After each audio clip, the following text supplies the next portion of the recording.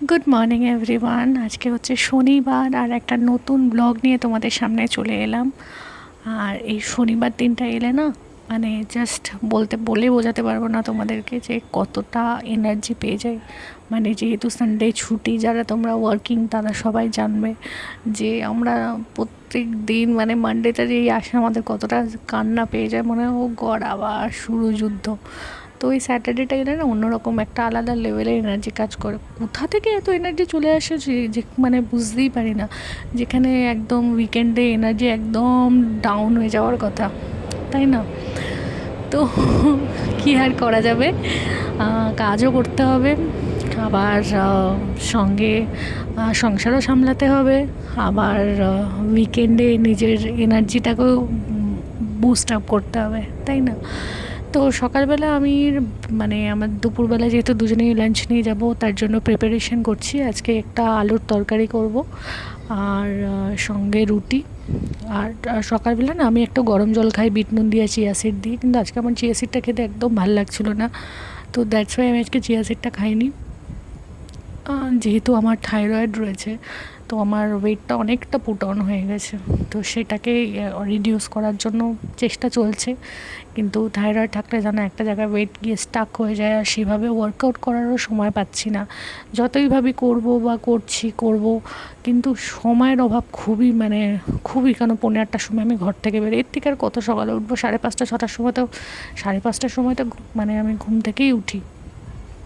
তো এর থেকে আর সকালবেলা ওঠা সম্ভব না। তার মধ্যে ঘরের সমস্ত কাজ করে অফিস যাওয়াটা একটা বিশাল বড় যুদ্ধ আমাদের কাছে। মানে আমরা যারা সংসারের সমস্ত কিছু সামলে অফিস যাই, আবার অফিসের সমস্ত কিছু সামলে ঘরে এসেও আমাদের যেন ছুটি নেই। মনে হয় যেন কেউ যদি একটু কিছু খাবার করে দিত, খেয়ে দিয়ে ঘুমিয়ে পড়তাম। কিন্তু সেই খাবারটাও যেন আমাদেরকে নিজেদেরকেই বানাতে হবে। তারপর গিয়ে আমার সামনের মানুষটা আমার জন্য ওয়েট করে থাকে, সামনের মানুষটার দায়িত্ব আমাদের ওপর, মানে আমার ওপর। তো সেই জায়গায় গিয়ে দেখতে গেলে না, মানে ভাবি মাঝের মধ্যে না খুব ফেড আপ হয়ে যায়, মনে হয় আর ভাল লাগছে না, একদম ভাল লাগছে না। তখন একটু বাইরে থেকে খাবার নিয়ে চলে আসি আর কি, মনে হয় একটু বাইরে থেকে আজকে খাবারটা খেয়ে চালিয়ে দিই, পেট ভরা নিয়ে তো কথা, ঠিক আছে চলে যাবে।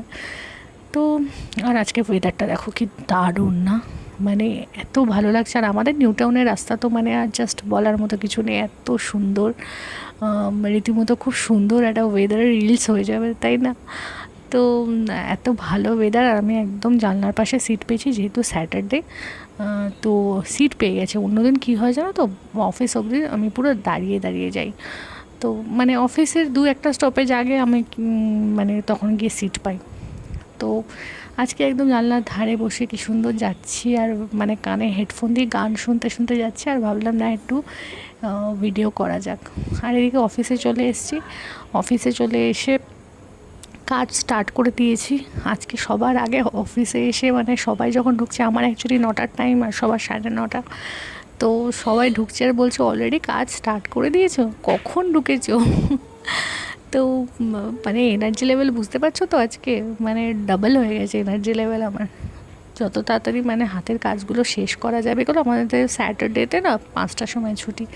তো আজকে আর কোনো রকমভাবে বসে থাকা যাবে না 5টার পরে। অন্যদিন 7টার পরেও আমাকে কাজ করতে হয়, কারণ সারাদিনে আমার কাজ শেষ হয় না। তো এখানে দেখো স্যাটারডে বলে রাস্তাঘাটও ফাঁকা, নয়তো এইসব চত্বর মানে রাস্তা ক্রস করা যায় না। আর এটা হচ্ছে আমাদের অফিসের বিল্ডিংটা, তোমাদের সাথে সেটাই শেয়ার করছি যে এইখান থেকে আমি বাসটা ধরি, আর এটা হচ্ছে এখানে 13th ফ্লোরে আমার অফিস।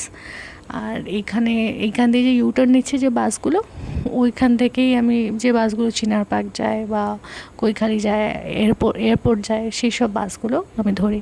আর আজকে না আমাদের একটু জুডিওতে যাওয়ার কথা ছিল।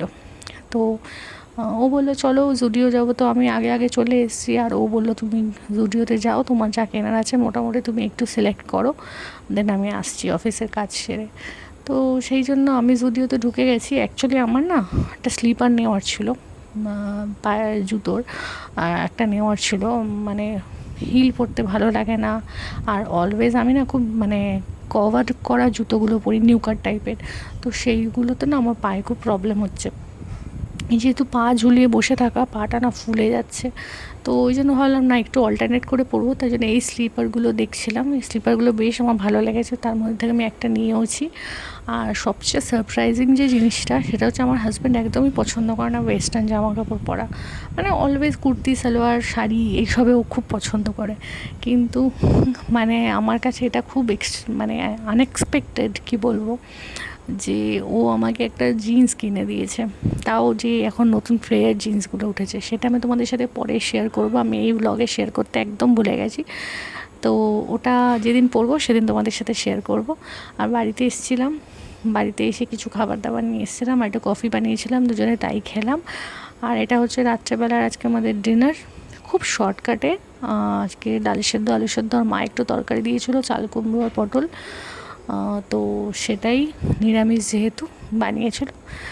তো চলো আজকে ব্লগটার জন্য গুড নাইট।